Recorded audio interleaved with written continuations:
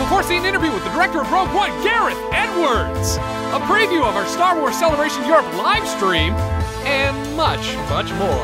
Now, from the Lucasfilm headquarters, it's the Star Wars Show. Hello, I'm Peter Townley. And I'm Andi Gutierrez. Welcome to the Star Wars Show, the only Star Wars show on the internet crazy enough to broadcast live from Star Wars Celebration Europe this week. Let's talk about some news, which this week is all about our stream at Celebration.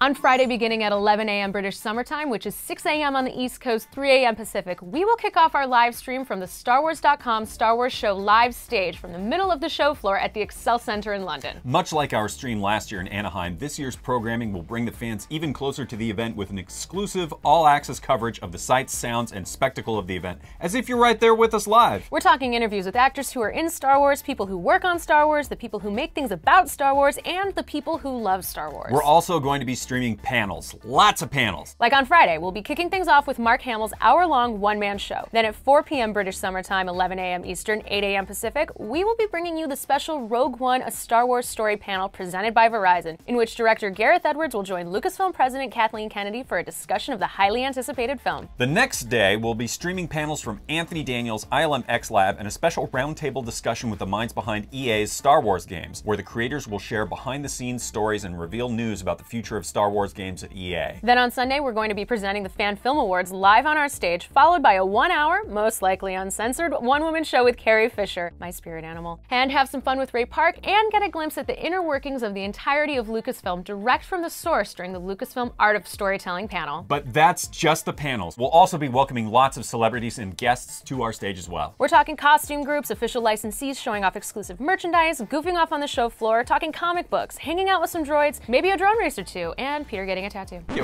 what was that last one? Oh yeah, it's a tradition. I did it last year. It is your turn. Back to the B-roll and music.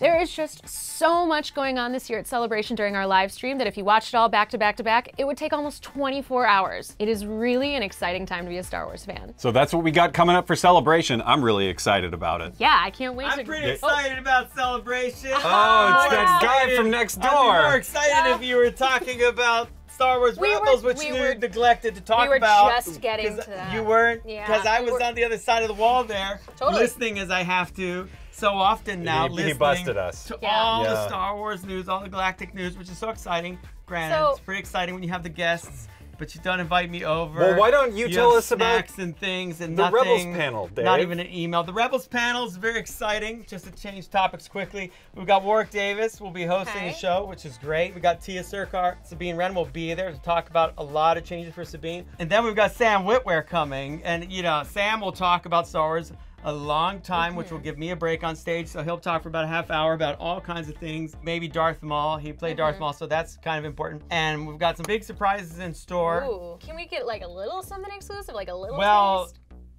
Since you're my neighbors, since we share a common wall, I will show you a clip from season 3 of Star Wars Rebels here, right now on the Star Wars Show. Awesome. Thank you, Dave. You're welcome. I knew you would not let your old partner Hondo rot away in this prison. Hondo, it's good to see you. Not really. You better have the intel you promised. Yes, we do. I'm sorry, we? Yes, me and my business associate, Turba. You wouldn't believe the secrets he knows. You're right, I wouldn't. What fun. Now we're rescuing 2 people. Hey, twice the fun. Look out! Over here.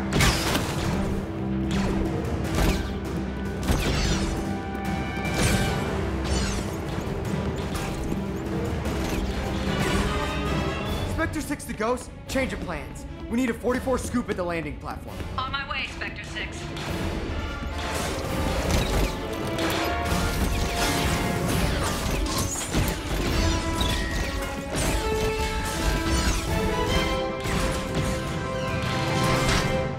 Here, make yourself useful.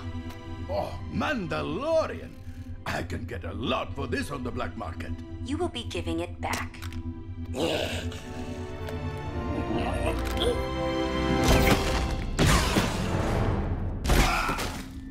Oh, I'm keeping it. No, you're not. Come on, this way.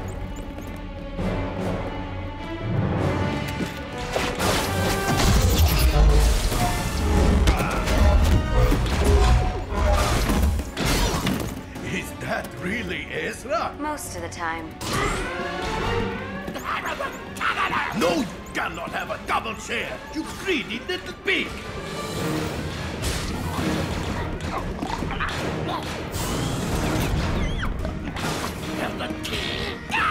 What do you mean the deal's off? No, Turbo, wait! This is not good business!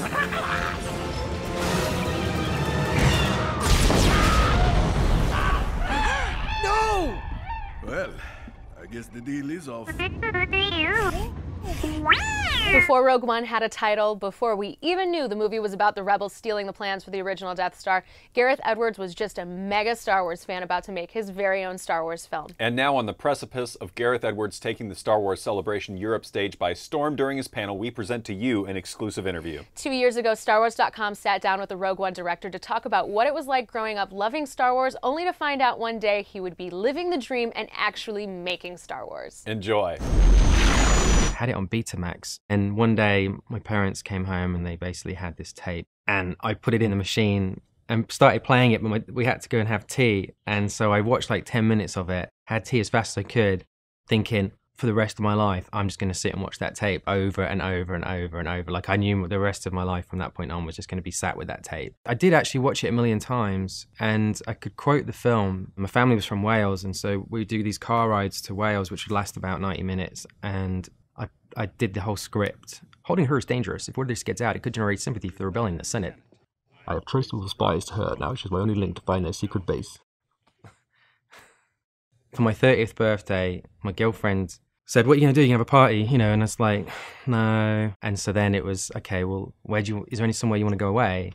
And the only place I hadn't gone to that I've always been curious about was Tunisia. And we basically did this road trip where we went to all these different locations, like the canyon where R2-D2 falls over. And I spent the night in the Troglodyte Hotel, which is Luke Skywalker's home. And I actually took some blue dye with me so that in the morning I could have blue milk.